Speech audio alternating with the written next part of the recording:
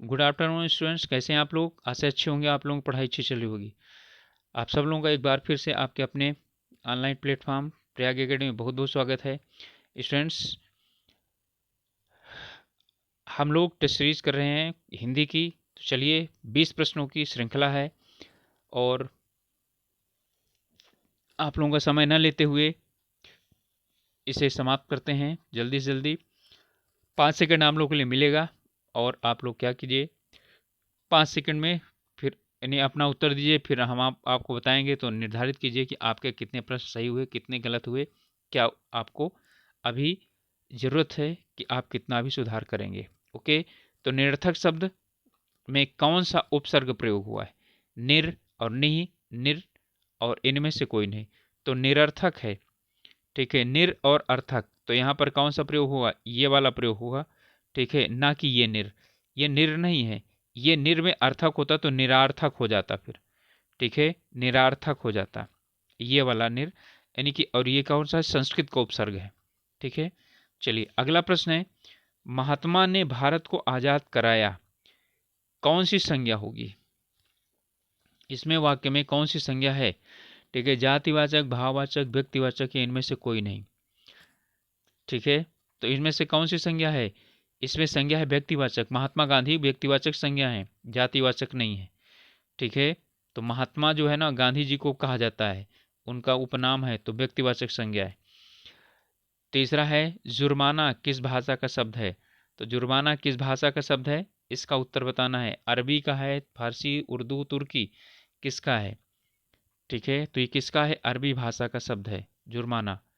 Okay, चलिए अगला प्रश्न है, निम्नलिखित में से एक विशेषण शब्द, ठीक है, कौन सा है? तो विशेषण शब्द बताना है। वृद्ध, ठीक है, वृद्धदत्ता, जंगलीपन, मजदूर और बंधु।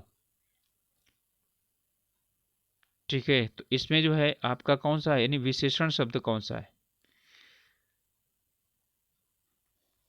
तो विशेषण शब्द का मतलब क्या हुआ? जिस, यानी कि जिनमें किनमें से एक क्या है, विशेषण शब्द है। ठीक है, इसमें जो है जिसके साथ संज्ञा लग जाए, ध्यान दीजिएगा, जिसके बाद में संज्ञा लग जाए वही क्या है, विशेषण है। नहीं लगेगा तो क्या हो जाएगा, विशेषण नहीं होगा। तो यहाँ पर क्या है, मजदूर व्यक्ति। आप लोग सोचते हैं ना कि मजदूर क्या है, वो संज्ञा है, मजदूर संज्ञा नहीं है, विशेषण है। मजदूर व्यक्ति, मजदूर आदमी। ठीक है, तो मजदूर क्या है, ये विशेषण है। ठीक है, तो मेरा ट्रिक समझ लीजिए, जिसके बाद संज्ञा लग जाए विशेषण है, और जिसके पहले विशेषण लग जाए वो संज्ञा है। ओके, चलिए अगला प्रश्न है,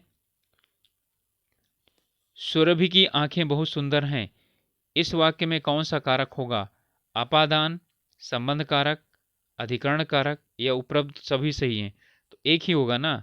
यहाँ पर कौन है? की आंखें, तो सुरभि और की आंखें, तो कौन सा होगा? संबंध कारक होगा। ठीक है, क्या होगा? संबंध कारक होगा, क्योंकि का, की, के ये संबंध में आता है। ओके,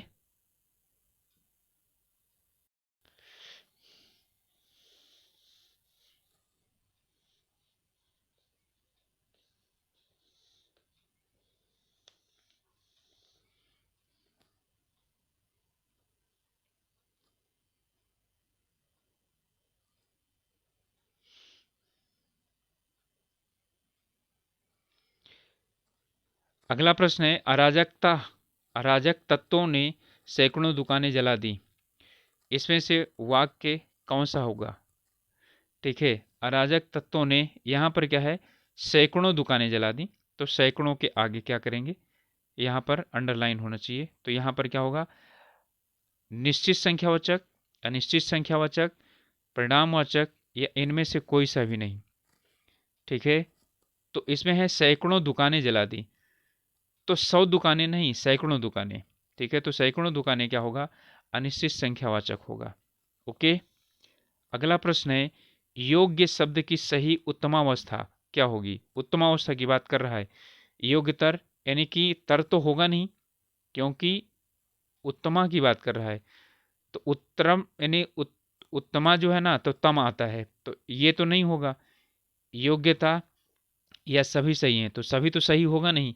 अब योग्यतम में और योग्यता में निकालिए, तो योग्य का क्या होगा, योग्यतम होगा। मैं यानी कि तीन अवस्थाएं होती विशेषण की। पहले क्या होती है, ठीक है, यानी कि मूलावस्था, दूसरा उत्तरावस्था, तीसरा उत्तमावस्था। तो उत्तरा में तर लगता है, उत्तमा में तम लगता है। ओके, तो जहां पर ये आ जाए तो ये इसी से आधारित करके निकाल सकते हैं। अगला है, निम्नलिखित में से कौन सा वचन की दृष्टि से शुद्ध नहीं है। वचन की दृष्टि से शुद्ध नहीं है। यह पत्थर चिकना है, यहाँ मैले कुर्ते रखे हैं, छोटे लड़के हंस रहे हैं, ठीक है, और हरा पत्ते मत तोड़ो। ठीक है, तो कौन सा इसमें से आपका गलत है। तो हरा पत्ते मत तोड़ो ना, हरे पत्ते मत तोड़ो। ठीक है, या तो हरा पत्ता मत तोड़ो। तो आपका कौन सा गलत होगा, यही डी वाला गलत होगा। ओके, चलिए अगला प्रश्न है, विवाह कार्य मंगलमय हो, किस वाक्य का, ठीक है, किस प्रकार का वाक्य है। आज्ञावाचक, इच्छावाचक, विधानवाचक, या इनमें से कोई नहीं। तो ये क्या किया गया इसमें, ठीक है, मंगलमय हो कामना की गई है ना। ठीक है, तो कौन सा है ये, इच्छावाचक है। ओके, अगला प्रश्न है, पंचसर पर्यायवाची शब्द है, असुर का, अश्व का, कामदेव का या बदन का। पंचसर की बात है तो पंचसर किसका है, कामदेव का पर्यायवाची है। ठीक है, ओके, अनिवार्य का सही शब्द विलोम क्या है। अनिवार्य का वैकल्पिक या ऐच्छिक या दोनों। ठीक है, ध्यान दीजिएगा। ठीक है, अनिवार्य का विलोम शब्द क्या है, वैकल्पिक होता है या ऐच्छिक होता है। तो अनिवार्य का वैकल्पिक नहीं होता। अनिवार्य का मतलब जिसका निवारण ना किया जा सके, और ऐच्छिक का मतलब अपनी इच्छा पर, यानी चाहो तो करो, चाहो तो ना करो। और वैकल्पिक का मतलब जिसमें विकल्प हो, कई विकल्प हो, कई में से एक निकालना वैकल्पिक होता है। तो इसका क्या है, ऐच्छिक होगा। ओके, चलिए अगला है, अंग अंग मुस्कुराना। मुहावरे का सही अर्थ क्या होगा। खतरा मोल लेना, बहुत निराश होना, बहुत प्रसन्न होना, इनमें से कोई नहीं। तो अंग अंग मुस्कुराना का मतलब क्या हुआ, बहुत प्रसन्न होना, और अंग अंग टूटना का मतलब बहुत थक जाना होता है। ओके, चलिए अगला प्रश्न है, सोमेश पूरे दिन पढ़ता रहा। इसमें संयोजी क्रिया कौन सी होगी। ठीक है, अच्छा, संयोजी क्रिया यानी कि संयोजक क्रिया। तो सोमेश पूरे दिन पढ़ता रहता है। ठीक है, तो कौन सा होगा, संयोजक क्रिया हो गया रहता। पढ़ना भी एक क्रिया है, रहना भी एक क्रिया है, तो पढ़ता और रहता। ठीक है, तो ये क्रिया हो गई। ओके, तो रहता जो है इसका संयोजी क्रिया है। अगला प्रश्न, निम्नलिखित में से एक द्विकर्मक शब्द है। भिगवाना, भिगोना या भीगना। ठीक है, तो यहां पर मोहन भीगना यानी कि भीग रहा है। ठीक है, मोहन, ठीक है, सोहन को भिगवाना है। ठीक है, या क्या चीज़ है, कपड़े को भिगवाना है, या कपड़े को भिगो रहा है। ठीक है, तो यहाँ पर क्या हो जाएगा, द्विकर्मक क्रिया होगा, भिगोना। भिगवाना जो है वो द्विकर्मक नहीं है। ठीक है, वो कौन सा है,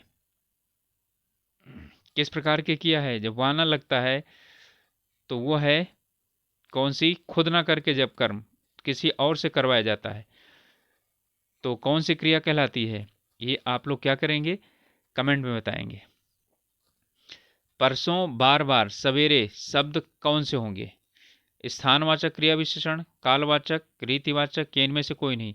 परसों, बार बार और सवेरे ये क्या है, काल को बताते हैं। कब, परसों, कब, बार बार, कब, सवेरे, तो क्या हो जाएगा, कालवाचक। ठीक है, इसके बाद है, वह मेरे घर के पास रहता है। वह के मेरे रेखांकित शब्द है, तो वह क्या है, सर्वनाम विशेषण, ठीक है, क्रिया, या इनमें से कोई नहीं। तो वह व्यक्ति मेरे पास रहता है, ध्यान दीजिएगा, सर्वनाम नहीं, सार्वनामिक विशेषण है, यह है, वह व्यक्ति मेरे घर के पास रहता है। ठीक है, तो व्यक्ति और वह ये दोनों एक साथ आए हैं, तो वह क्या हो जाएगा, यहाँ पर विशेषण होगा। ठीक है, और वो है सार्वनामिक विशेषण। ठीक है, चलिए अगला प्रश्न है, ग्राम कहानी के लेखक कौन है। निराला, जयशंकर प्रसाद, सुमित्रा नंदन पंत या रामधारी सिंह दिनकर। तो ग्राम कहानी किनकी है, तो ग्राम कहानी है जयशंकर प्रसाद की। काव्य में डिंगल तथा पिंगल शैली प्रचलित थी। आदिकाल, भक्तिकाल, आधुनिक काल, छायावाद। ठीक है, तो कब थी? आदिकाल में। और ये डिंगल और पिंगल शैली राजस्थान में थी। ठीक है, पिंगल से ही हमारी खड़ी बोली निकली है। पिंगल और ब्रज मिलकर के खड़ी बोली निर्मित हुए हैं। डिंगल जो है वो क्लिष्ट भाषा थी। ठीक है, और वो यानी कि बहुत ही क्लिष्ट होने के कारण कम प्रचलित रही है। ठीक है, ये जो यानी डिंगल भाषा रही है, ये यानी कि जितने भी राजाओं की जो राजाओं से संबंधित जो रचनाएं की गई हैं उसमें है। और यहाँ पर जो पिंगल शैली है, पिंगल शैली में जो सामाजिक रचनाएं की गई हैं वो पिंगल शैली में की गई हैं। ठीक है, अगला है प्रमाण शब्द में संधि क्या होगी? स्वर संधि, दीर्घ संधि, व्यंजन संधि या विसर्ग संधि? प्रमाण है। ठीक है, तो प्रमाण में कौन सी संधि होगी? तो प्रमाण में संधि कौन सी है? इसमें व्यंजन संधि है। ठीक है, और संधि इसमें है क्या? संधि विच्छेद करके आप लोग बताइए। लघु तरंगणी, हंसनी सी सुंदर, इसमें अलंकार कौन सा होगा? उपमा, यमक, रूपक या कोई नहीं? ठीक है, तो जानते ही हैं यहाँ पर क्या चीज आई है? हंसनी सी सुंदर। ठीक है, तो सुंदर सी आई है, सा सी से समसरिस, तो क्या होता है? उपमा अलंकार। ओके स्टूडेंट्स, ये 20 प्रश्नों का हमारा टेस्ट था हिंदी का। इसी तरह से ये श्रृंखला लगातार जारी रहेगी। ठीक है, और काफ़ी आप लोग मिलेंगे, कम से कम 30, 40, 50 तक सेट मिलेंगे आपको इसके। ठीक है, तो अब आप लोग अपनी तैयारी अच्छी तरह से करते रहिए। मिलेंगे अगले वीडियो में, तब तक के लिए आप लोग स्वस्थ रहिए, अपनी तैयारी अच्छे से कीजिए।